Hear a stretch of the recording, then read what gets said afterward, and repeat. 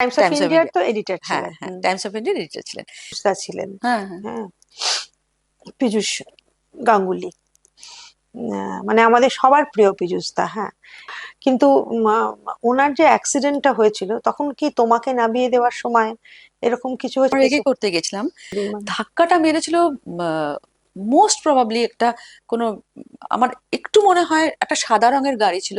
রাত্রিবেলা ফিরে এসে সব সময় বলতো যে না আর পড়াশোনা করতে হবে না, এবার আমার সঙ্গে বসে সময় কাটাও। তা তো তোমার কত বছর বয়সে বিয়ে হলো? আমি সেজে গুজে বিয়ে বাড়ি যাব, অনেক রাত্রে ফিরলো। একই স্টেজে আমি, হেমা মালিনী এবং বৈজয়ন্তীমালা পারফর্ম করেছি। আচ্ছা। আমি তখন খুঁজে দেখছি প্রত্যেকটা লাইন পড়ছে, আমার একটা লাইনের আমার নামটা পর্যন্ত উল্লেখ করা নেই, ছবি তো ছেড়েই দাও। উনি তো মানে বলতে গেলে খুব অসময়ে চলে গেলেন, বলো। অসময় চলে গেল, একদমই। আমি বারবার করে বলেছিলাম কিন্তু শোনেনি কথাটা। আহ, তারপর যখন ধরা পড়লো তখন একদম লাস্ট স্টেজ, ফোর্থ স্টেজে ধরা পড়েছে।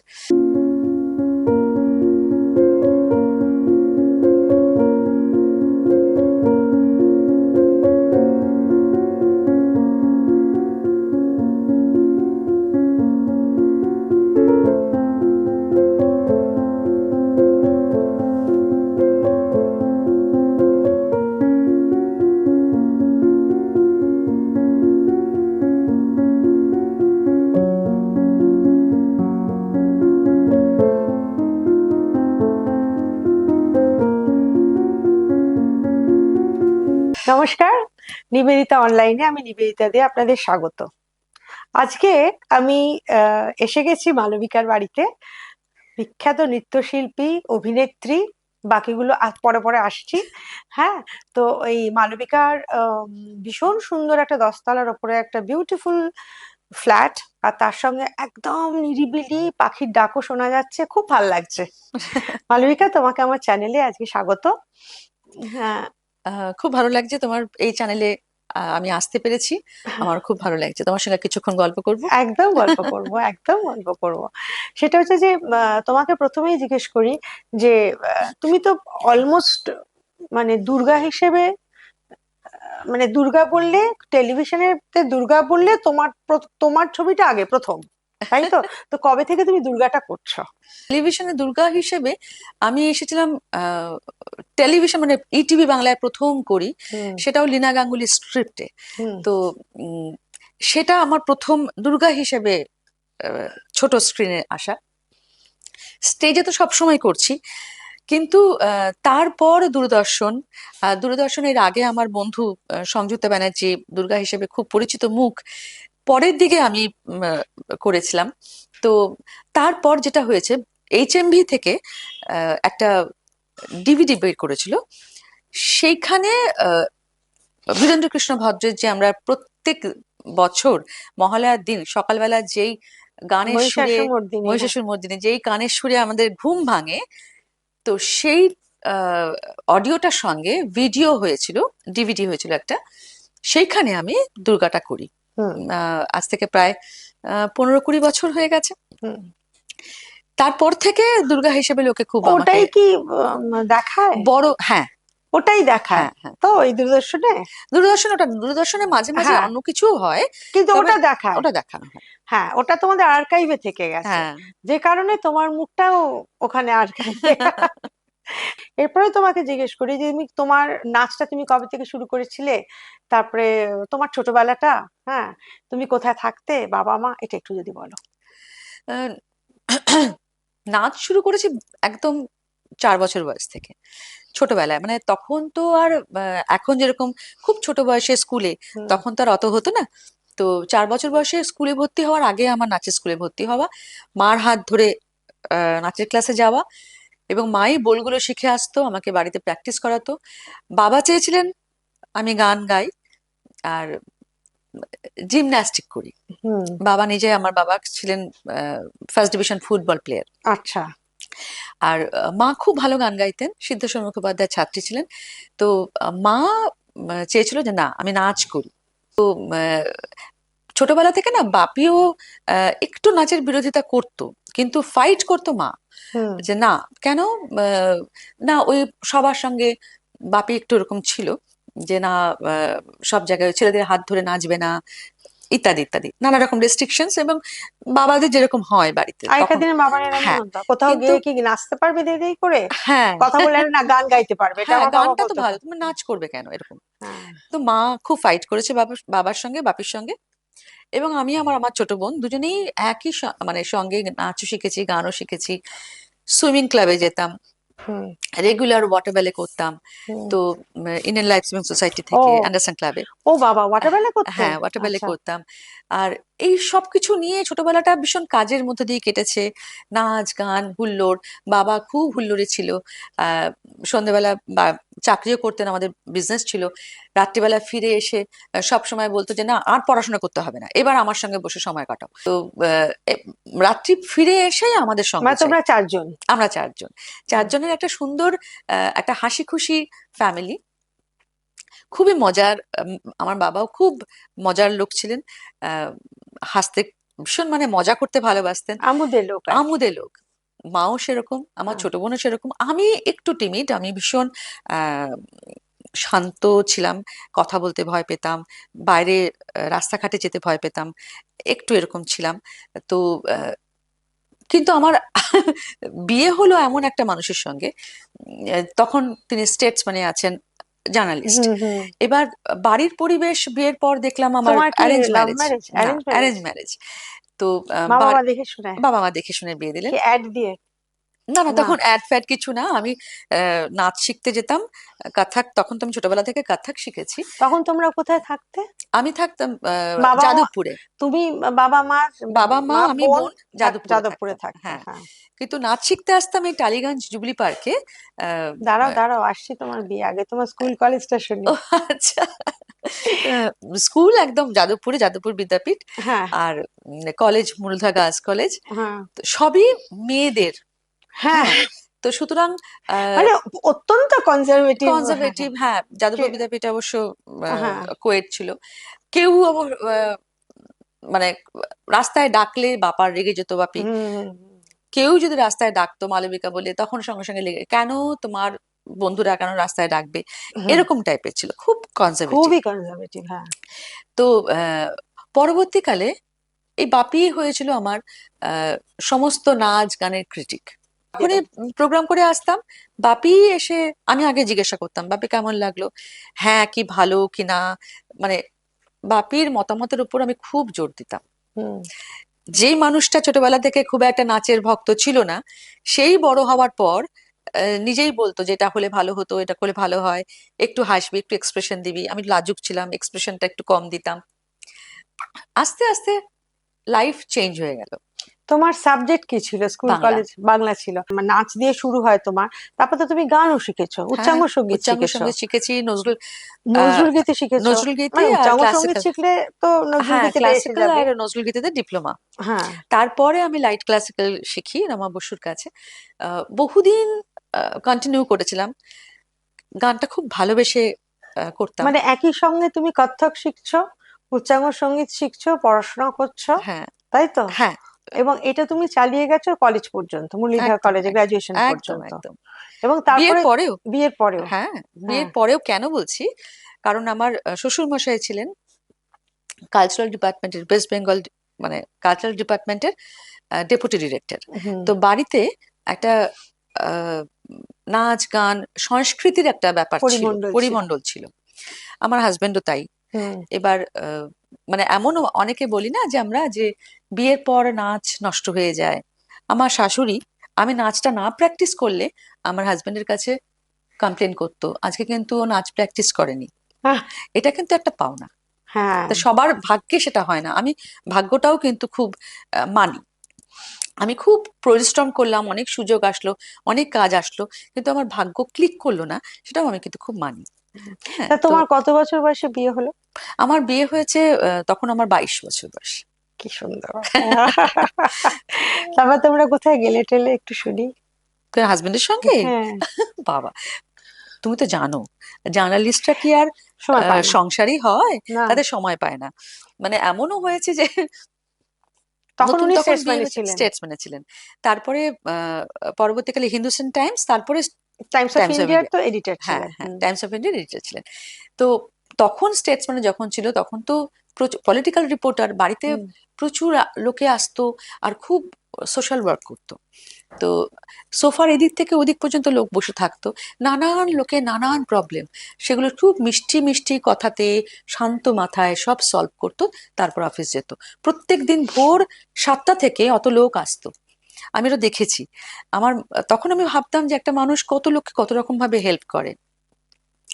আর বাইরে যাওয়ার কথা বলছো, কোনোদিনও আমরা সেরকম ভাবে বেড়াতে যাইনি। তো ও নিজে খুব জঙ্গল ভালোবাসতো, জঙ্গলে যেত, কিন্তু আমি খুব ভয় পেতাম। আমি ওই জঙ্গলে ওই অদ্ভুত একটা পরিবেশ, আমি হ্যাঁ, ভীষণ ভয় পেতাম। আমি যেতাম তুমি না। কটেজের ভেতর থেকে যেতে। কটেজের ভেতর থাকতাম। তো আমাকে বলতো যে তোমাকে নিয়ে আর কি হবে, তুমি তো ঘোরো না এই তো তুমি জঙ্গল। সমুদ্রে চলো না, তাহলে তো যাবো। হ্যাঁ, কিন্তু হ্যাঁ, যাবে না, সে জঙ্গলে যাবে একটু সময় পেলেই। জঙ্গল মানে জঙ্গল, খুবই জঙ্গল হ্যাঁ প্রেমী ছিল। ভীষণ ভালোবাসতো। আর বেড়ানো মানে কি, আমার হয়তো কোথাও যাওয়ার আছে, আমি সেজে গুজে বিয়ে বাড়ি যাবো, অনেক রাত্রে ফিরলো, 11টার সময় ফিরেছে। ফিরে তখন আমার শাশুড়ি বললেন যে আহ, আর রাত্রিবেলা যাওয়া হবে না, ও ছেড়ে ফেল সব। না তো চলো এবার। মুখ টুক পরিষ্কার টরিষ্কার করে। কিন্তু ওই থাকে না হালকা একটু হয়তো চোখে কাজল লেগে আছে বা কিছু, আমাকে বললো তুমি কোথাও গিয়েছিলে নাকি, বেরিয়েছিলে? আমি বললাম যে বেরিয়েছিলাম মানে, আমাদের যাওয়ার ছিল না, আজকে বিয়ে বাড়ি ছিল। ও হো, 11:30 বাজে, চল রেডি হ। আমি বললাম, না এখন যাবো না। হুম, হুম। মানে ও না, এরকম মানে, জার্নালিস্ট তো 11:30টার সময় যাওয়ার সময়। হ্যাঁ ও রাত্রিবেলায় যাবে। অনেক সময় ওর সঙ্গে যেখানে গেছি, হয়তো কোনো পার্টিতে গেছি, একটা গেট দিয়ে ঢুকলো, হাই হ্যালো হ্যাঁ কেমন আছো, বলে ওই দিক দিয়ে ওই গেট দিয়ে বেরিয়ে চল বাড়ি চলো, হ্যাঁ। এরকম টাইপের ছিল। আর যত রাত্রেই ওর পার্টি হোক না কেন, 3টে 3:30 পার্টি রাত বলছি, বাড়িতে ফিরে ওই মাছের ঝোল ভাত খাবে। হুম। মানে ওখানে ভীষণ, কিছু খাবে না। না ওখানে কিছু খাবে না, কোনো পার্টিতে সেরকম খাওয়া দাওয়া কিছু করবে না। আর ভীষণ ডিসিপ্লিন লাইফ ছিল ওর কাছ থেকে। আমার বাবারও খুব ডিসিপ্লিন লাইফ, ওরও খুব ছিল। আমিও যেন নিজেও খুব ডিসিপ্লিন লাইফে পছন্দ করি, মানে হুম। ওরকম হয়ে গেছে, আমার তা ভিতরে তুমি ঢুকে এই যে গেছে। নাচ প্র্যাকটিস, তুমি এখন গান প্র্যাকটিস করতে পারো আর? বাড়িতে যখন আমি একা থাকি, আমার বাবা থাকতে, হুম। আমার বাবাকে এই এপ্রিল মাসে আমি হারিয়েছি। আমার বাবা আমার, মানে আমার বেবি ছিল, আমার ফ্রেন্ড ছিল, সব জায়গাতেই নিচে ঘোরা, সব জায়গায় কোথাও কোথাও নিয়ে যাওয়া, সব সব ব্যাপী আমার সঙ্গে সঙ্গে থাকতো। তো যখনই বসতাম এখানে, তখনই গান ওই একটার পর আহ একটা গান গাইতাম, শুনতো। হুম, আর ভীষণ ভালোবাসতো গান শুনতে, আর কি চেয়েছিল আমি হুম, গানের জগতে যাই। তো হুম। সেটা আর হয়ে ওঠেনি, নাচটা এত বেশি আমার কাছে প্রায়োরিটি। তো তোমার প্রথম নাচের তোমার গুরু কারা ছিলেন একটু বলো। আমি যখন প্রথম নাচ শিখলাম, মানে কত্থক? তখন কথক, তখন অনিমেষ বক্সী, কবিতা বক্সী, পরে সুমিতা ঘোষ বলে একজনের কাছে আমি করলাম, যেখান থেকে অ্যাকচুয়ালি আমার বিয়ের সম্বন্ধটা হয়েছিল। তারপরেই বিয়ের পরেই আমি গুরু তাঙ্কেমণি কুটির কাছে আসি, হুম, সেই থেকে ওনার কাছেই পুরোটা। হুম। আর কুচিপুড়ি শিখেছি গুরু ভেম্পাটি চেনা সত্যমের আহ, ওই ঘরানাতে, হ্যাঁ। শ্রীময়ী ভেম্পাটির কাছে। আচ্ছা, আচ্ছা। এই দেখো, দুটোই তো সাউথের আর্ট ফর্ম। হুম এখন দুটোর মধ্যে নিশ্চয়ই পার্থক্য আছে, হুম সে হুম, তুমি বলেও আমাকে বোঝাতে পারবে না, হ্যাঁ হ্যাঁ। তাই তো? এখন তোমার কাছে এই দুটোর মধ্যে কোনটা ফেভারিট বা শক্ত বা হোয়াট এভার, যে তুমি যদি একটু ডিফারেন্স বলো। মানে ক্লাসিক্যাল বলছো? ক্লাসিক্যালি এই যে তোমার বিভিন্ন কুচিপুড়ি যে ডান্স আর ফর্ম গুলো, ভারতনাট্যম, ভারতনাট্যম তো একটা পৃথিবী বিখ্যাত একটা ডান্স ফর্ম, তাই তো? হ্যাঁ, দেখো ক্লাসিক্যাল সবকিছুই খুব শক্ত। হ্যাঁ। তোমাকে যদি সত্যি মানে মানে ক্লাসিক্যাল শিখতে হয় যে ভারতনাট্যমের কোনো, সঙ্গে, এটা একটা অদ্ভুত প্রশ্ন আমি করছি, আমার নিজের জানতে ইচ্ছে করছে, ভারতনাট্যমের সঙ্গে কুচিপুড়ির পার্থক্যটা কি? ভারতনাট্যমের সঙ্গে, ভারতনাট্যমে হচ্ছে তোমার দুটো ভাগ থাকে বডির, উপরেটা স্ট্রেট, নিচে আরামান্ডি হ্যাঁ। বা স্ট্রেট। আর কুচিপুড়িতে কিন্তু লাস্য আছে, কুচিপুড়িটা এসছে কিন্তু একটা কুচিপুড়ি ভিলেজ থেকে, কোনো হুম। একটা ফোক থেকে এসেছে, আচ্ছা। যার ফলে সেখানে আর যেহেতু এটা তামিলনাড়ু আর উড়িষ্যার মাঝখানে, মাঝখানে। সেজন্য দুটোর প্রভাব আছে। আর ত্রিভঙ্গিটাও আছে ভারতনাট্যমটা হচ্ছে ভারতনাট্যমের, ভিগারাস পুরোপুরি, হ্যাঁ, ওটাও ভিগারাস, যেটা রয়েছে। সেটা কোথাকার? ভারতনাট্যমটা হচ্ছে তোমার তামিলনাড়ু, তামিলনাড়ু তামিলনাড়ু। প্রপারলি, যেটা হেমা মালিনী নাচেন হ্যাঁ, তো? হেমা মালিনী কুচিপুড়িও নাচেন, কুচিপুড়িও গুরু নাচেন, কিন্তু ভেম্পাটি সবকটা, হ্যাঁ, চিনাসতমের হ্যাঁ, স্টুডেন্ট উনি, বৈজয়ন্তীমালাও তাই। হ্যাঁ। আর যেহেতু ইনফ্যাক্ট তোমার আন্ধ্রা, ছবিগুলোতে একটু বৈজয়ন্তীমালার মানে ওই যে যে ছবিটা গুগলে আছে তার সঙ্গে একটু মিলও আছে, ওই যে ওই বাবা ওই কি ডান্সে, না না বলছো না, তুমি! কি বলতো, ওই যে নাচের যে ভঙ্গি, ওটা বলছি। আচ্ছা আচ্ছা, তাই হোক। ওইটা, হ্যাঁ, ওইটার সঙ্গে উনি যে নাচের ভঙ্গিমাটা যদি তুমি দুটো পাশাপাশি দাও, কারণ তোমাদের মুখের ওইটা তো ওইভাবে আঁকতে হয় না। হ্যাঁ, মেকআপ করলে সবাইকেই ওরকম লাগে না না সুন্দর। না না, আর ওসব বলো না, আহ, হ্যাঁ। যেহেতু আমি যেটা বলছিলাম, যেহেতু কুচিপুড়ি আন্ধ্রার, সেহেতু তামিলনাড়ু আর উড়িষ্যার দুটোরই দুটোর প্রভাব আছে। মানে ওকে, ওড়িশি আর ভারতনাট্যমের প্রায় দুটো হ্যাঁ, মেশার জায়গাটা হচ্ছে কিছুটা একটু মিশেছে। কিছুটা মিশেছে হ্যাঁ হ্যাঁ, কুচিপুড়িতে। কুচিপুড়িতে। বাহ, এটা খুব সুন্দর বললে। হ্যাঁ, একটু একটু আমারও ভাল লাগে আর কি। হ্যাঁ, আমার যেমন ভীষণ প্রিয় হচ্ছে কথক, ভীষণ আচ্ছা প্রিয়। আচ্ছা, হ্যাঁ। হ্যাঁ, আমি তো যখন কাথাক করেছি তখন আমি ভাবতেই পারিনি যে আমি ভারতনাট্যম ভারতনাট্যমে শিফট করব। না, অ্যাকচুয়ালি ভারতনাট্যমে ভারতনাট্যমটা শিখেছি, ওইগুলো ভীষণ না। অ্যাকচুয়ালি ভারতনাট্যমটা আমার হাজবেন্ডের জন্য, সত্যি কথা। হুম। আর গুরুজি, গুরু গোবিন্দন কুট্টি, উনি আমাদের স্কুলে, আমি তো একটা স্কুলে চাকরি করতাম, কোন স্কুলে? Vidyabharati girls high school. ও, তো সেখানে আমি আহ, একটা অ্যানুয়াল শো হয়েছিল, সেখানে শ্যামা করেছিলাম। আর গুরুজি এসেছিলেন দেখতে। তখন আমার সদ্য বিয়ে হয়েছে, 23-24 বছর বয়স। তখন আমার দেখে আমাকে বলেছিলেন যে তুমি ভারতনাট্যমটা শেখো, তোমার এক্সপ্রেশন আরো ভালো হবে, বেটার হবে। তাই আমি বলছি, এই বয়সে আবার নতুন করে আবার আরেকটা ক্লাসিক্যাল ফর্ম শেখা। তবুও কি মনে হলো, আমার হাজবেন্ড বললো তুমি যাও, আমার ভালো লাগে ওটাতে। তো ওর মানে ও চেয়েছিল বলেই আমি ঠিক আছে যাই। গিয়ে যখন আমি ভারতনাট্যমটা শেখা শুরু করলাম, আন্টির কাছে যাওয়া, আন্টি প্রথমে নিতে চাননি, বলে না একটা ফর্ম তুমি করছো, এখন দরকার কি আছে। কিন্তু তারপর কত্থকটা একটু উনি, হার্শ হ্যাঁ, আর বা সবই তো কম্পারেটিভলি স্ট্রেট স্ট্রেট। ছাড়া, হ্যাঁ। হ্যাঁ, তো অত ডিস্টিংক্ট, মানে তোমার মুদ্রাগুলো অত হ্যাঁ খুব হালকা হালকা সবকিছু। হ্যাঁ হ্যাঁ, হ্যাঁ, মুদ্রাগুলো হালকা কিন্তু আবার পায়ের দাপট আছে, দাপট প্রচন্ড সাংঘাতিক, দাপট, ওরে খুব বাবা, দাপুটে হ্যাঁ। নাচা। তো যেহেতু আমি কত্থকটা করেছি, বেসটা কত্থকে, সেহেতু আমার তালের উপর দক্ষতা আছে। হুম হুম। হুম হুম তো বডি মুভমেন্টও আমার ভালো ছিল, খুব সুইফট আমি কাজ হুম হুম। করতে পারি। যার ফলে ভারতনাট্যমটা শিখতে আমার খুব বেশি সময় লাগেনি। আর একটু বেসিকটা আমার আগে শেখাও ছিল। তো আন্টির কাছে যাওয়ার পরে, আন্টি দেখার পর বললেন যে না, তোমার বডি ভালো আছে। আর চুল, এতটা চুল ছিল আমার, না। চুলটা দেখুন আর খুব ভালো লেগেছে, লম্বা বেনি করা, সাউথের একটা যেটা এফেক্ট সাউথের আছে। টিপিক্যাল, হ্যাঁ। সেই জন্য সঙ্গে সঙ্গে নিলেন, এবং শেখানো শুরু 1 বছরের মধ্যে। আমি 5 বছরের যে ফার্স্ট মার্গিয়ামটা, ওটা হুম কমপ্লিট করে ফেলেছিলাম। হুম তার ফলে উনি মানে নিজেই শেখাতেন, এবং এখনো পর্যন্ত আন্টির সঙ্গে, আন্টি হচ্ছেন আমার সেকেন্ড হোম, কালামান্ডলাম হুম হচ্ছে আমার সেকেন্ড হোম। হুম। মানে মানে একবার গিয়ে আন্টির সঙ্গে দেখা করতে পারলে যেন, একটু অসুস্থ হয়েছে তো। আচ্ছা, তুমি যখন নৃত্যশিল্পী, তোমাকে একটু আমার চ্যানেল যেহেতু এন্টারটেনমেন্টে, সেদিকে একটু নিয়ে আসি। সেটা যে তোমাকে যদি given a choice between Hema Malini আর বৈজয়ন্তী মালা, হুম, দুজনেই তো ভারতনাট্যম শিল্পী। তো তুমি তুলনামূলকভাবে দুজনেই অসাধারণ, কোনো তুলনা হবে না। তোমার প্রিয় এবং কেন বা কি একটু যদি বলো। দেখো, আহ, প্রশ্ন যখন করলে তখন বলি, ইন্দো অক্সিডেন্টাল সিম্বায়োসিস কলকাতাতে খুব বড় বড় শো করতো, ক্লাসিক্যাল প্রোগ্রাম করতেন, এবং আহ, দিল্লি থেকে, চেন্নাই থেকে, বম্বে থেকে প্রচুর আর্টিস্ট আসতেন কলকাতাতে, খুব বড় কলা মন্দিরের প্রোগ্রাম হতো। একই স্টেজে আমি, হেমা মালিনী এবং বৈজয়ন্তীমালা পারফর্ম করেছি, আচ্ছা। একই স্টেজে পারফর্ম করেছি। তো একদিনে, একটা দিনের মানে ওটা একটা ফেস্টিভ্যাল হতো, প্রত্যেক দিন 3জন করে আর্টিস্ট হতো।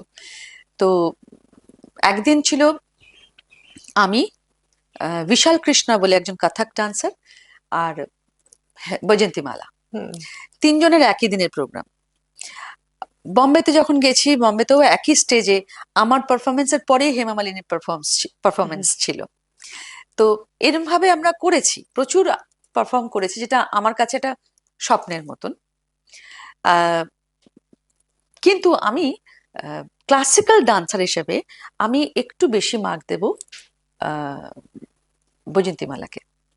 কারণ ওনার ডেডিকেশন এখনো, আমি যখন ওনার সঙ্গে স্টেজ শেয়ার করেছিলাম, যখন একই স্টেজ, তখন সেই সময় ওনার 76 কি 78 এজ, তখনও সুন্দর আরামান্ডিতে বসছেন, এবং একটু স্লো, বাট আরামান্ডিতে বসছেন মানে? আরামান্ডি মানে ওই যে হাফ সিটিং এ বসা, ও আচ্ছা, হ্যাঁ। যেটা অনেকেরই তো বয়স হয়ে যাওয়ার ওই পরে যে পাটা ভেঙে যে হ্যাঁ, বসাটা, হাঁটুতে হ্যাঁ। একটু প্রবলেম হয়, হ্যাঁ হ্যাঁ হ্যাঁ। সবারই আসে।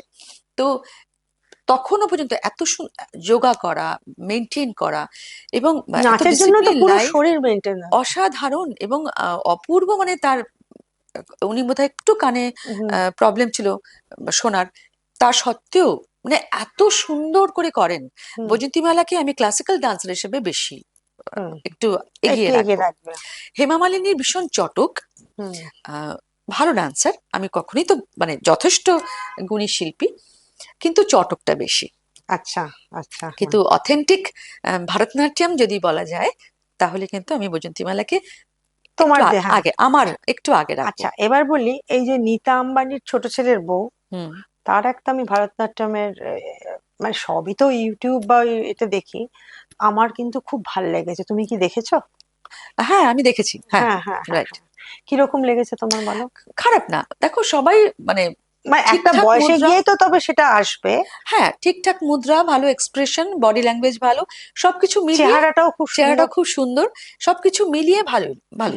এমনি ডান্সার হিসেবে, যখন ডান্স নিয়ে কথা হচ্ছে, যদি বলা যায় ধরো শ্রীদেবী, মাধুরী দীক্ষিত, এদের দুজনের যদি তুলনা করো, তাহলে তুমি ডান্সার হিসেবে, আমি ক্লাসিক্যাল বলছি না, ডান্সার হিসেবে তুমি কাকে একটু এগিয়ে রাখবে, কাকে, যেমন তুমি ওইটা বললে, এটা কি কি বলবে? আমি আসলে দুজনেরই ভীষণ বড় ফ্যান। হ্যাঁ। শ্রীদেবীকে আমি ভীষণ পছন্দ করি, মাধুরী দীক্ষিতকে সাংঘাতিক।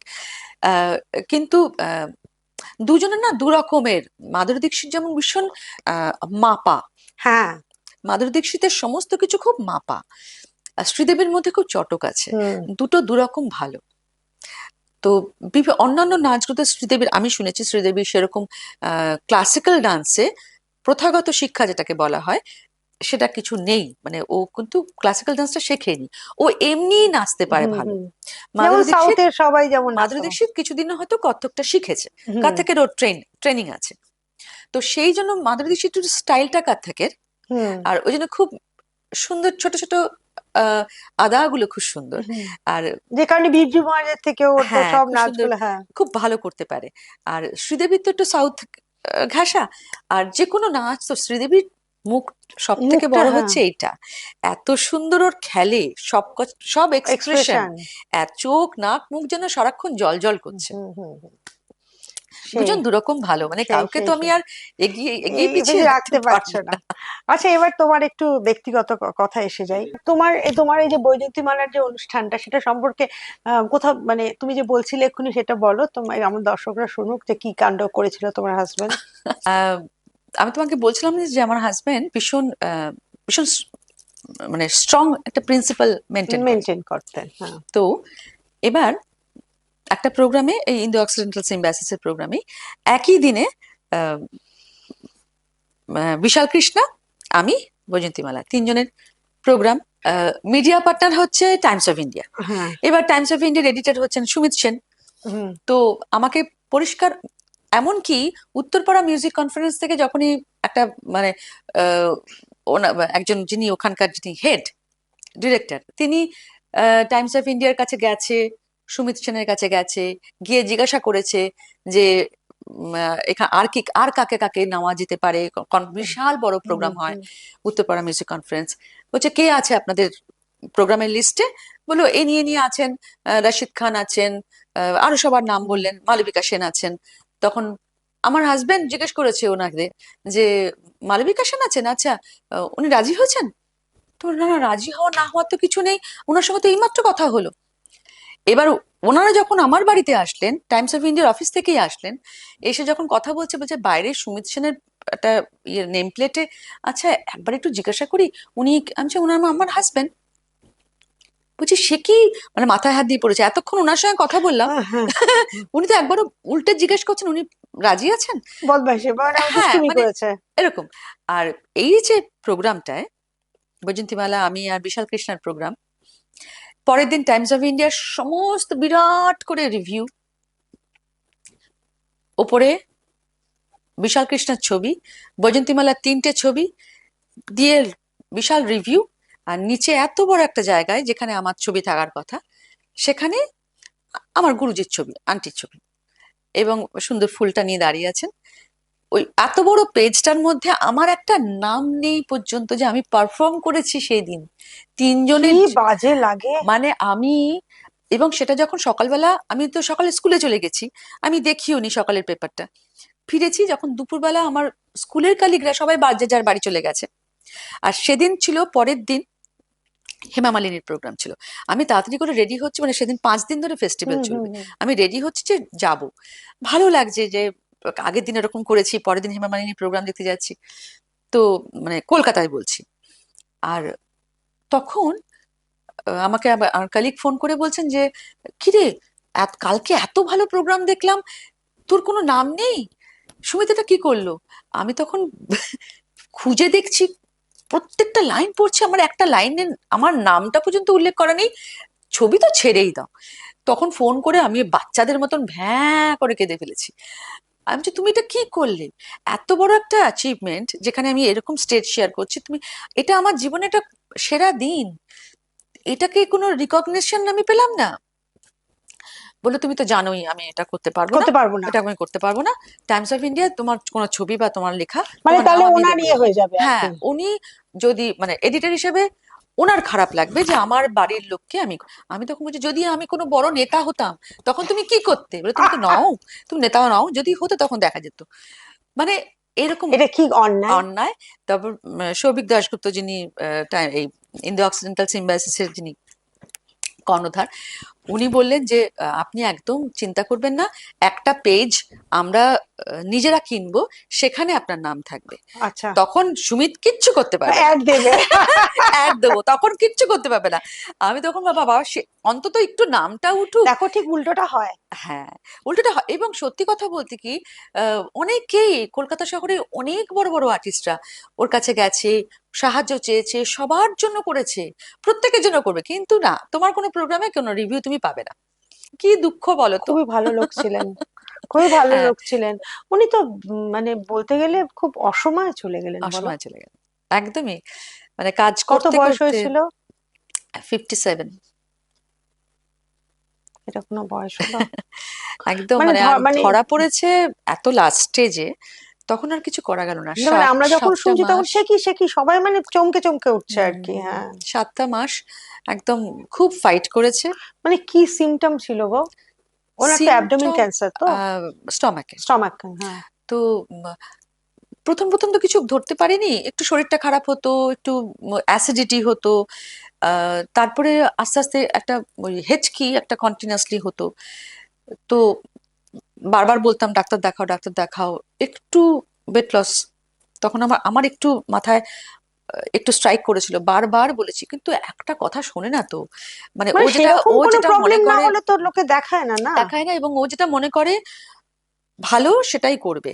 হুম। আমার মানে এজ ডিফারেন্স ছিল বলে সবসময় মনে করতো যে আমি কিছুই জানি না, কিন্তু আমিও তো কত আহ, তোমার জ- এজ ডিফারেন্স?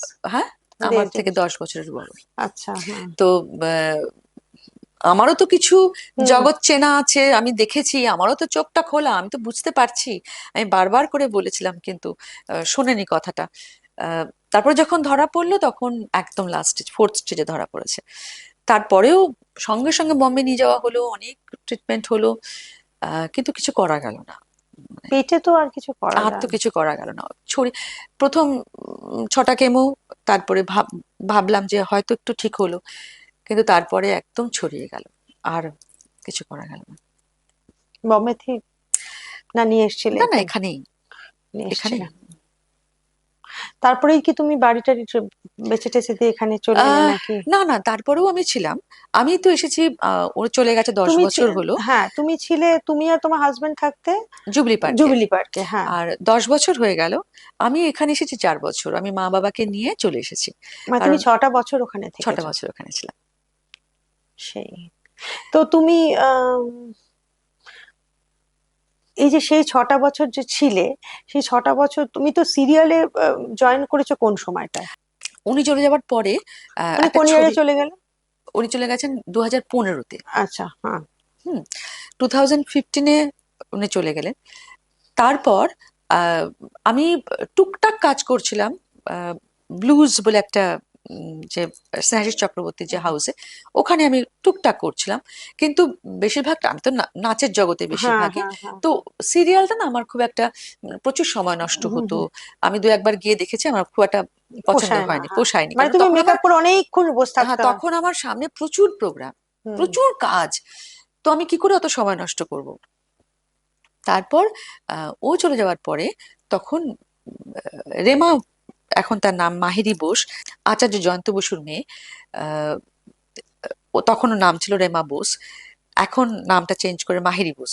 সেই সময় ও অদ্ভুতভাবে আমার সঙ্গে এসে আহ, যোগ দেয়। হ্যাঁ যোগ দেয়, এবং আমাকে দিদিয়া বলে, ভীষণ ভালোবাসে। তো তখন আমাকে বললো যে আমি আপনার জীবন নিয়ে একটা ছবি করব। আচ্ছা। তো একটা, আমি ততদিনে প্রায় আমার অনেকগুলো মিউজিক ভিডিও ওই লঞ্চ করলো, হুম। অনেকগুলো মিউজিক ভিডিও, চার পাঁচ, তার মধ্যে একটা আবার খুব অনেকগুলো অ্যাওয়ার্ড পেলো মিউজিক বা ভিডিও। সেটা কি তুমি অভিনয় করেছিলে? হ্যাঁ আমি আচ্ছা, নিজেই গান গেয়েছি, নিজেই নিজে অভিনয় অভিনয় করেছি, করেছো, ছোট ছোট আচ্ছা। সুন্দর সুন্দর। তো একটা একটু ভূতের ওপর ছিল, সেটা অ্যাওয়ার্ড পেয়েছে। তো যাই হোক, ওটা একটা হিন্দি গান ছিল। তো এটার করতে করতে তখন ওর মনে হলো যে তোমাকে দিদিয়া, আপনাকে নিয়ে একটা সিনেমা করব। হুম আমি বললাম যে পারবো কি, বলে হ্যাঁ। হুম তারপরে ভাগশেষ বলে একটা হুম সিনেমা হুম করলাম, হুম ফিল্ম করলাম। আমি ছিলাম, অম্বরীশ ছিল, হুম আর কৌশিক ছিল, আর প্রিয়াঙ্কা, হুম আমাদের প্রিয়াঙ্কা সরকার, হুম ও ছিল হিরোইন। আমার মা আর মেয়ের সম্পর্ক, হুম এই নিয়ে ওখানে আমি একটা প্লেব্যাকও করি, আমার হুম। ওখানে একটা গানও গাই আচার্য জয়ন্ত বসুরই লেখা সুরে। তো এটাই আমার প্রথম জার্নি শুরু 2017। তারপরেই ওটা রিলিজ করার পরেই ম্যাজিক মোমেন্টস থেকে আমাকে যোগাযোগ করলো, বললো তখন ফাগুন বউ চলছে। ফাগুন বউ তখন মাঝ পথে প্রায়, তখন নাম্বার 1 সিরিয়াল স্টার জলসার। তখন আমি কেরালাতে প্রোগ্রাম হুম করতে হুম গেছি। হুম। বললো যে এরকম একটা এরকম আছে ক্যারেক্টার, একটু করতে হবে, আপনি কি এখন ফ্রি আছেন? আমি হ্যাঁ ফ্রি আছি, কিন্তু আমি এখন কেরালাতে আছি, আমার ফিরতে 11 দিন টাইম লাগবে। বলে ঠিক আছে, আপনি আসুন। আসলাম, করলাম, তখনও ভাবিনি যে ওরকম একটা ক্যারেক্টার হবে। তারপরে আহ, মানে এই প্রথমবার একটা ফ্যামিলি ড্রামাতে আমি প্রথমবার ঢুকলাম। এর আগে যা কাজ করেছি টুকটাক কাজ করেছি, একটা ফ্যামিলি ড্রামাতে ঢুকলাম। আমার হাজবেন্ড হলো ভরত কল, বিক্রম, ওয়েন্ডেলা, এসব নিয়ে একটা খুব সুন্দর ফ্যামিলি পেলাম। সেই থেকে আমার ম্যাজিক মোমেন্টস এর সঙ্গে আমি যে যুক্ত হলাম। এই ফ্যামিলি ড্রামাতে ঢুকে গেলে নিজেদের মধ্যেও একটা ইয়ে তৈরি হয়ে যায় না, হ্যাঁ, ফ্যামিলির একটা মতো? ভীষণ বন্ডিং তৈরি হয়। আর এই ওটার সঙ্গে সঙ্গে তারপরে খড়কুটো, শ্রীময়ী করলাম, হুম। শ্রীময়ীতে একটু নেগেটিভ শেড, খড়কুটোতে নেগেটিভ শেড, আবার কোরা পাখি করলাম, পরপর পরপর চলছে, হ্যাঁ। কোরা পাখিতে আবার পজিটিভ। এই সব কিছু নিয়ে গুড্ডি, ভোলে বাবা পারকারে ওখানে গাইডও হ্যাঁ, একদম পজিটিভ। পজিটিভ, হ্যাঁ। হ্যাঁ, তারপরে এখন চলছে তোমার চিরসখা আর হ্যাঁ, ভোলে বাবা। তো চিরসখাতে না একটু নেগেটিভ। একটু নেগেটিভ আছে, হ্যাঁ কিন্তু যুক্তিপূর্ণ নেগেটিভ, হ্যাঁ আমার তো তাই লাগে। হ্যাঁ মানে হ্যাঁ। লীনাদির, লীনার গাঙ্গুলির যে কোনো ক্যারেক্টারের তুমি যখন তুমি অ্যানালাইসিস করবে না, তখন না নেগেটিভ আর পজিটিভ বলে তুমি বুঝবে না। সবারই মিশে দেখো, একটা যাচ্ছে, মানুষের মধ্যে তো গ্রে নেগেটিভিটিও শেড রয়েছে, আছে একটা। Grey shade. তো আমি সেটাকে আমি তাই হুম সেভাবেই দেখি। এবং প্রথম প্রথম আমার সত্যি নেগেটিভ করতে ভালো লাগতো না, ভীষণ আমার অসুবিধা হতো, বাড়িতে এসে কাঁদতাম, হুম বালিশে মুখ গুজে, কেন আমি এই ডায়লগ গুলো বলেছি, কেন আমি এরকম করলাম, এইভাবে কথা বলছি কেন। আহ, আমার সঙ্গে ছিলেন চিত্রা সেন হুম শ্রীময়ীতে। হুম। চিত্রা সেন বলছে, তুমি কেন দুঃখ পাচ্ছ, তুমি আমার ক্যারেক্টারটা ভাবো, আমি কত দুষ্টু, তোমার কি আমাকে দেখে মনে হচ্ছে আমি এরকম? একসঙ্গে বসে হ্যাঁ হ্যাঁ খেতাম, হ্যাঁ হ্যাঁ একসঙ্গে হ্যাঁ। লাঞ্চ করতাম। এইভাবে তোমার শুরু হলো, এইভাবে শুরু হলো, এখন পরপর পরপর চলছে। সিরিয়াল প্রায় আমার 8টা 9টা, মানে এমনকি মানে সিনেমা থেকে ডাক আসেনি এরপর এখন আর? সিনেমাও করেছি, কিন্তু ছোটখাটো রোল, এমনকি শিবপ্রসাদের ওই গেস্ট অ্যাপিয়ারেন্স হিসেবে কোথায়? করেছি। পোস্ততে করেছি, হ্যাঁ। তারপরে এই তো রিসেন্টলি আমার বস, সেখানেও একটু আচ্ছা আচ্ছা, একটা যেহেতু স্পেশাল আমার দেখা অ্যাপিয়ারেন্স হয়নি ছিল। বুঝতে পারলাম না, হ্যাঁ। তো এরকম টুকটাক রাখির হয়েছে। সঙ্গে ইয়ে ছিল, ইন্টারাক্ট হ্যাঁ, রেখেছি। রাখির সঙ্গেই আমার আচ্ছা, ইন্টারনেট কথা ছিল না, তবে ওনার সঙ্গে একটা সিনটা ছিল। ছিল, হ্যাঁ হ্যাঁ হ্যাঁ। তো তোমার তো সুন্দর, মানে এবারে তোমার আস্তে আস্তে একটু গিয়ার ধর নিচ্ছে। হ্যাঁ হ্যাঁ, এই হ্যাঁ, সবে। তো এবার তোমাকে একটুখানি তুমি জানি না, তুমি বলছিলে যে বিতর্কিত প্রশ্ন না করতে, কিন্তু আমি না জিজ্ঞেস করে পারছি না। সেটা হচ্ছে রিসেন্টলি ইয়েকে এই যে ডোনা গাঙ্গুলির চেহারা নিয়ে একটা বডি শেমিং হলো। তারপর ধরো আরো আছেন, মমতাদিও তো দীর্ঘদিন ধরে নাচেন, মানে মমতাদি তো অমলা শঙ্করের মেয়েও, তো তুলনা ছেড়ে দাও। এই যে বডি শেমিং এবং এই যে নাচের ব্যাপারটা, এটা তোমার কি মনে হয় যে লোকে তো ট্রোলে নিয়ে কোনো কথা বলতে চায় না, ওটা একটা অসুস্থতা, না, কিন্তু এমনি নৃত্যশৈলীর সঙ্গে চেহারার কিরকম মিল থাকা উচিত, কি উচিত, সবাই নাচতে পারে কিনা? তুমি যেটা এক্ষুনি বলছিলে যে একটা থিন একটা কিছু ইনস্ট্রাকশন আছে, সেটা একটু বলবে? আহ, উম, দেখো, ডোনা আমার বহুদিনের পরিচিত, খুবই ভালোবাসে আমাকে, আমিও ডোনাকে খুবই স্নেহ করি, খুবই ভালো ডান্সার, প্রচুর প্রোগ্রাম করে, আর সব ঠিক কতদিন আছে। ধরে হ্যাঁ, করছো? বহুদিন ধরে করে। হুম আহ, ওদের একটা সোশ্যাল স্ট্যাটাস আছে। হুম। হুম। কেলিচরণ মহাপাত্র ছাত্রী। কেলুজন মহাপাত্র ছাত্রী, বহুদিন আগে মানে ওড়িশি করে, গুরুজি হ্যাঁ। যখন এখানে আসতেন, ওনার আমি শুনেছি যে ওনার বাড়িতে থাকতেন। আহ, ভীষণ স্নেহধন্যা একজন। হুম হুম কিন্তু এখন যেটা হচ্ছে, যেটা দেখো, যে ট্রোল কথাটা যেটা বলছো না, সেখানে তো এটা সমাজ মাধ্যমে এটা একটা অসুস্থতার মতন এসে হুম গেছে। হুম এটা হুম একটা হুম। করতেই থাকে, করতেই থাকে, এবং একজন একটা কথা বলে থেমে যায় না। নিজের ভেতরে জ্বালাটা যতক্ষণ না বেরোচ্ছে, মানে নিজে শান্ত হচ্ছে, ততক্ষণ লিখতেই থাকে, লিখতেই থাকে। হুম। কেন যে লোকের মনে এত অশান্তি, কেন না, যে নোরা তো গিয়ে এফআইআর করলো, এমন একজন এফআইআর লিখেছিল। করেছে, আমার মনে হয় ঠিকই করেছে। ঠিক করেছে। হ্যাঁ। ঠিক করেছে, কারণ ওর এটা করা উচিত ছিল। মানে হুম। যেভাবে বলা হচ্ছিল, আহ, একজন নৃত্যশিল্পী, তার একটা স্ট্যাটাস আছে, তার একটা নিজস্ব একটা পার্সোনালিটি আছে, প্রত্যেকেরই একটা নিজস্ব নিজস্ব জায়গা জায়গা আছে। আছে, হ্যাঁ। সেখান থেকে কেন মানুষ মানুষ এত এইভাবে তার দিকে আঙ্গুল তুলবে? এবং ওটার পরে আমি এটাও বলেছি যে যারা খুব স্থূলকায়, তারাও নাচ যখন করে, তারা নিজের আনন্দে, আমি এরকম অনেক, সরোজ খানকে বলো তো। সরোজ খান ভাবো, তার কি, তাদের গণেশ অসাধারণ অসাধারণ। নাচটা করলে আমার হাঁ করে দেখবে, গোবিন্দা, হাঁ মানে করে তুমি চোখে দেখবে। ওদের মানে শরীরের কোন পোর্শনটা যে নড়ছে বুঝতে পারবে না, একদম। এবং সেটা একটা অদ্ভুত হ্যাঁ, জিনিস। আমি তো নিজেই ওদের ফ্যান। হ্যাঁ। আমি একটি মেয়ে আছে, মাধুরী বোধহয়, দীক্ষিত তো সরোজ খানের পায়ে হাত দিয়ে গুরুজি একদম, গুরুজি বলে, হ্যাঁ। মানে তুলনা হয় না। আর একটি মেয়ে আমি সেদিনকে দেখছিলাম, যে খুব মোটা, চেহারাটা কোনো খুব ব্যাপার মোটা, হলো, হ্যাঁ। কিন্তু নাচ করছে মানে যেন, মানে একেবারে ওই জলের তো মতন, আরেকটা মেয়ে আমি আমি পোস্ট এত করেছি, সে সুন্দর। আমি অবাক হয়ে তাকিয়ে দারুণ দেখছি দারুণ যে বডি এই ল্যাঙ্গুয়েজ, ফিটনেস, এই ফিটনেস, ফিটনেসটা, হ্যাঁ। মানে অনেকে রোগা যারা হয়েও পারে না। থিন, তাদেরও নেই ফিটনেসটা, এবং ও যেভাবে নিজেকে প্রেজেন্ট প্রেজেন্ট করছে, করছে, সেটা সব ভঙ্গিমাটা, থেকে হ্যাঁ। বড় কথা। হুম। আদাটা। সেখানে রোগা মোটার কোনো সম্পর্ক নেই। আমি শুধু বলেছি শাস্ত্রতে, নাট্যশাস্ত্রে লেখা আছে করা। আচ্ছা, তোমার প্রিয় নৃত্যশিল্পী কে? ক্লাসিক্যালে বলছো? হ্যাঁ। আমি ভীষণ, আমার পছন্দের নৃত্যশিল্পী হচ্ছে আরল মালবল্লী। আচ্ছা। আমি অনেকবার এখানে ওনার অনুষ্ঠান দেখেছি। এখন খুব একটা দেখা যান না, দেখা যায় না। বয়স হয়েছে, সবারই বয়স হয়েছে। একটা বয়সের পর, যেরকম ফুটবল প্লেয়াররা একটা বয়সের পর রিটায়ার করে যায়, সে তো হতেই হবে, হ্যাঁ। ক্রিকেটার রিটায়ার করে যায়, তো আর ডান্সেও তো তাই হয়। আচ্ছা, আমাদের এখানে যে ডান্স মানে ধরো তনুশ্রী মানে অমলা শঙ্করদের যে আহ, অমলা শঙ্কর মানে আমি বলতে চাইছি উদয় শঙ্করের যে নাট্যধারা, হ্যাঁ, হ্যাঁ। নৃত্যধারা, হুম। সেটা তো তো তনুশ্রী শঙ্কর একদিকে করেন, এদিকে মমতা শঙ্কর, দুজনেই ফিউশনের দিকে রয়েছেন। তো এদের দুজনকে তোমার খুব ডিফিকাল্ট হয়ে যাবে, কিন্তু এদের দুজনের মধ্যে তোমার কার ডান্সের এটা ভালো লাগে? দুজনে তো একই রকম, মানে হ্যাঁ। ওই উদয় শঙ্করের স্টাইলই ধারাটাই, তো, হ্যাঁ। ধারাটাই তো করছেন। তো দুজনের ভাবনা চিন্তা একরকম, হুম হুম দুরকম হুম হয়তো, হুম হুম। কিন্তু দুজনকেই দেখতে ভালো লাগে। যখন দুজনে স্টেজে ওঠে, তখন মানে সবাই আচ্ছা, হাঁ করেই দেখে। এবার তুমি যখন ছবিতে আসছো, সিরিয়াল করছো, এবার তুমি আমাকে বলো তোমার প্রিয় অভিনেতা অভিনেত্রী, বাংলায়, হিন্দিতে, এগুলো যদি একটু বলো। আহ,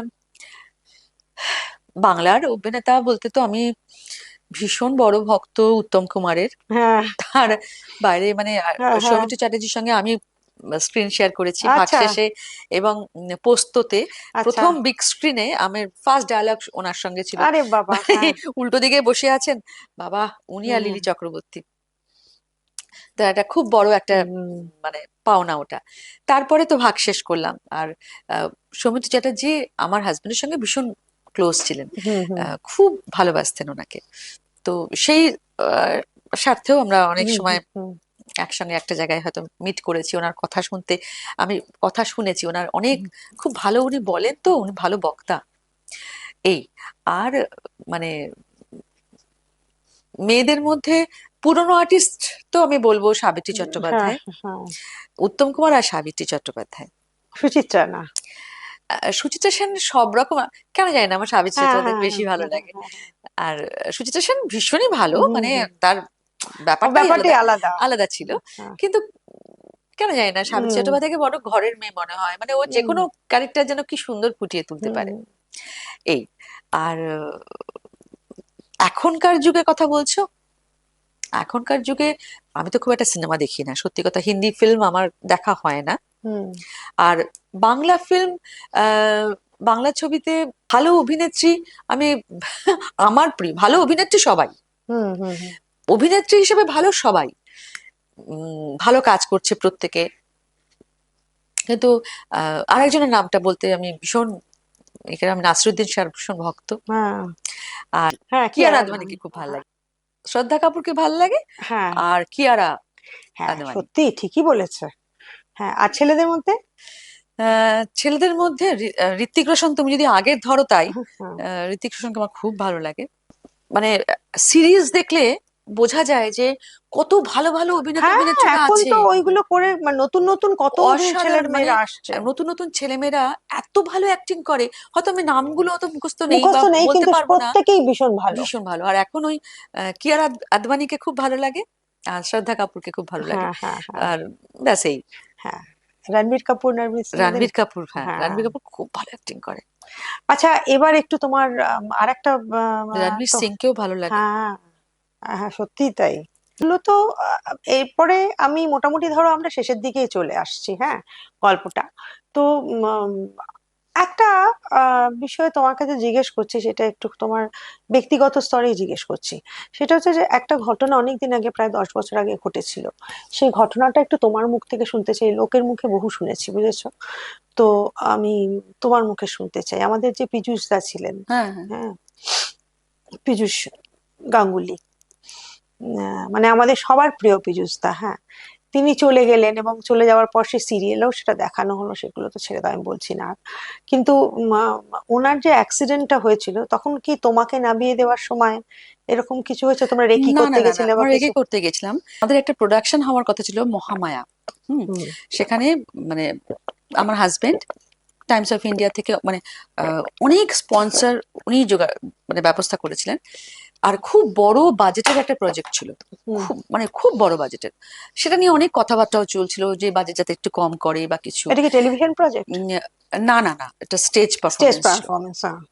এবং অডিও ভিজুয়াল ছিল, এবং হুম, খুব বড় করে করার কথা ছিল। আমি আর সুকল্যাণ, হুম। সুকল্যাণ বলে একজন আছেন, হ্যাঁ, হ্যাঁ, খুব, সুকল্যাণ হ্যাঁ আমাদের অনেকেই সবাই চেনে, হ্যাঁ। পরিচিত, হ্যাঁ। তো তাদের গ্রুপ, এবং সেই নিয়ে আমাদের অনেক ফটো সেশন হলো, অনেক কিছু হলো। তো সেখানে একটা রেকি করার কথা ছিল, উম, ওই একটা কাশফুল, হাইওয়ে। হ্যাঁ কাশফুল টাশফুল থাকবে এরকম। তো সেই সময় আমরা গিয়েছিলাম, একটা ওই ক্যামেরাম্যানও ছিল ওই কিছু ছবি তোলার জন্য। গাড়ি থেকে, হ্যাঁ, ক্যামেরাম্যান ছিল, হ্যাঁ। আচ্ছা, হ্যাঁ। তো ওয়েট হয়ে গেল, আমি পুজোর আগে আগে। পুজোর আগে আগে, কারণ কাশফুল। কাশফুলের ওটা। তো তারপরে আমরা ফেরার পথে ওটা হঠাৎ করে অ্যাক্সিডেন্ট, ফেরার পথে হয়েছে। হুম, কিসে ধাক্কা মানে? ধাক্কাটা মেরেছিল মোস্ট প্রবাবলি একটা কোনো, আমার একটু মনে হয় একটা সাদা রঙের গাড়ি ছিল, মানে একটু পরে উঁচু, তো শুনেছো কি সে ধাক্কা মেরেছে? সেরকম করে মানে লরি নয়, কিন্তু হ্যাঁ, ছোট কোনো ওই থাকে না ওই যে, ম্যাটাডোর টাইপের হ্যাঁ কিছু। ম্যাটাডোর টাইপের ওরকম একটা কিছু ছিল, বড় লরি নয়। হ্যাঁ। আর তোমার চোখের সামনে পীযূষ দা কেরম দেখলে? না না না, আমি তো সঙ্গে সঙ্গে সেন্সলেস হয়ে গেছিলাম। ও, ফটোগ্রাফারও তাই? ফটোগ্রাফারকে নামিয়ে দিয়েছে, ও, ফটোগ্রাফার নেমে গেছে। আমি তখন মোবাইলে একটা কিছু করছিলাম, দেখছি দেখছি হঠাৎ, কোন হঠাৎ ইয়ারে গো করে যেন এটা? মনে হলো কোনো একটা হাইওয়েতে ছিল। হ্যাঁ, কোন ইয়ার? এটা 2015-তেই। আচ্ছা। সেই সময়টা হঠাৎ করে এটা হলো ঘটনাটা, তখন আমি সেন্সলেস হয়ে গেছি। পরে আমি ই করলাম, আমার একটু প্রবলেম হয়েছিল, আমার আমার সেরকম সেই অর্থে খুব একটা বেশি ইনজোর্ড আমি হইনি। আমার একটু রিব বোন একটু ফ্র্যাকচার হয়েছিল, আর এখানে একটা প্রবলেম হয়েছিল, অপারেশন হয়েছিল? অপারেশন হয়েছিল একটা কানের এই পোর্শনটা। আর সেরকম কিছু আমার সেরকম কিছু হয়নি, কিন্তু ওনার কি তোমার ওনার যখন জ্ঞান ফিরলো তখন তুমি steering- পীযূষদাকে দেখতে পেয়েছো? না না, আমি তো জ্ঞান যখন ফিরেছি তখন আমি হসপিটালে। হসপিটালে ও তোমায় নিয়ে চলে গেছে? হ্যাঁ হ্যাঁ, তখন হসপিটালে। তারপরে তুমি জানতে পারলে উনি তখন হসপিটালে, তার এবং তারপর বোধহয় তো তখন কিছুদিন যখন বাদে যখন মারা জ্ঞান গেলেন। আসলো, হ্যাঁ তার দুদিন পরে বোধহয়, দুদিন পরে বোধহয় উনি চলে জানতে গেলেন। পারলে?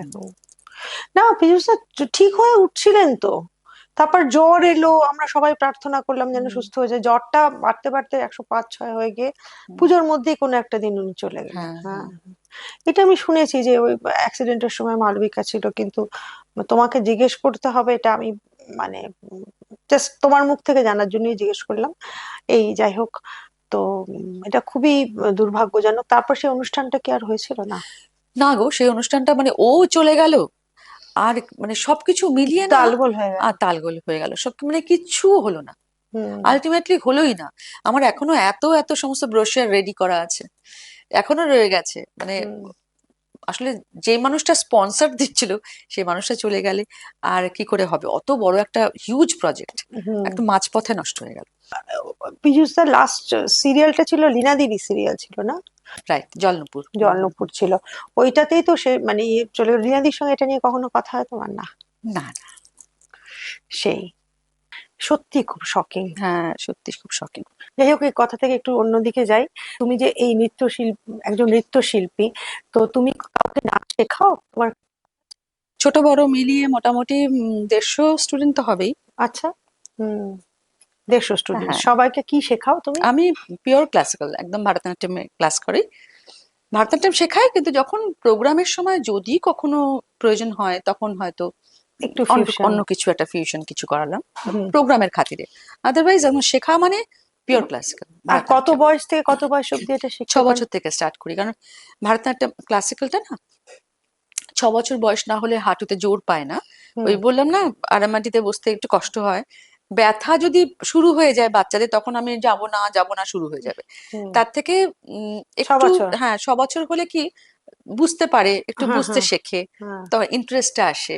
আর মানে বয়স্ক কেউ এসে শিখতে চাইলে সেটা সম্ভব হয় না। কেন শেখা সম্ভব নয়? শেখার কি কোনো বয়স আছে হ্যাঁ, হ্যাঁ, নাকি? হ্যাঁ, হ্যাঁ। সব বয়সে শেখা শুরু করা যায়, তার যদি সে স্টার্ট যদি করা ফিট যায়। থাকেন তাহলে।